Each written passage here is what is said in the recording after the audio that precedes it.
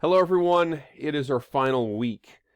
I'm opening the week this week on Saturday as opposed to Sunday when I usually open it, or at the end of the day on Sunday when I usually open it, because we have a short week coming up, of course. Assignments this week are due by the end of the day on Wednesday. And for us this week, we're going to be reading chapter 34 and 35 from our textbook. We're looking at the rise of modern conservatism, particularly the election of Richard Nixon, Richard Nixon's presidency in the 1970s, and then, of course, the rise and election of Ronald Reagan, who is really considered to be the beginning of, if you will, the conservative sort of movement in political leadership in the United States since his election, his inauguration in 1981. We have our last test this week, and as opposed to the other tests, because this is a short week, there's no essay section on the test.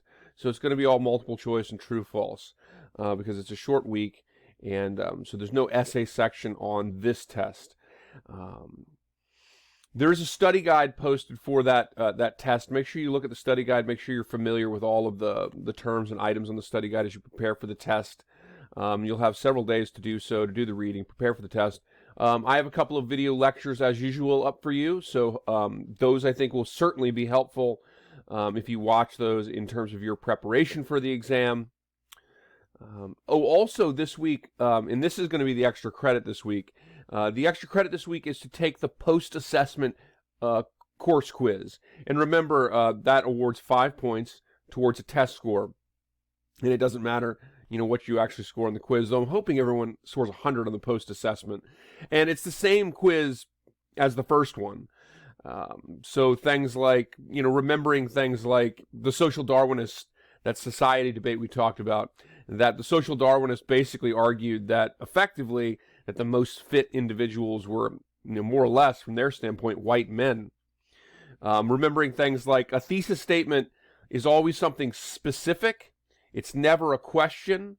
It's always something specific that you can demonstrate in a short essay with direct, focused historical evidence, right? Things like that to remember, for the test. Remember, when writing history, we always want to be objective. So you never want to approach writing a historical subject with a really strong personal feeling. You always want to kind of leave your opinion out as best as you can to try to be objective in writing it.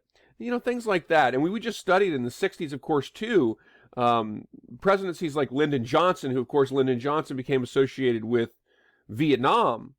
But Lyndon Johnson also became associated with a war on poverty.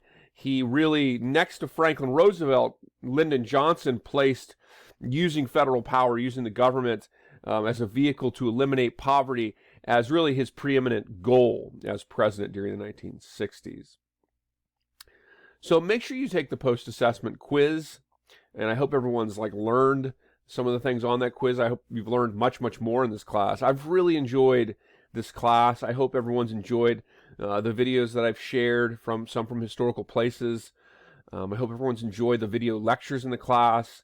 And generally speaking, I hope it's been a really good, fun learning experience. And I look forward to hopefully having some of you in a class again in the future. So with that, Philip Travis, it's been a pleasure having all of you. And I have courses coming up myself this upcoming term, so perhaps I will see one, two, or many of you in one of those classes. So let's have a great week this week. There's no discussion forum. Just take the test, take the assessment, but make sure you study for the test. And let me know if you have any questions. Just send me an email, and let's have a great week.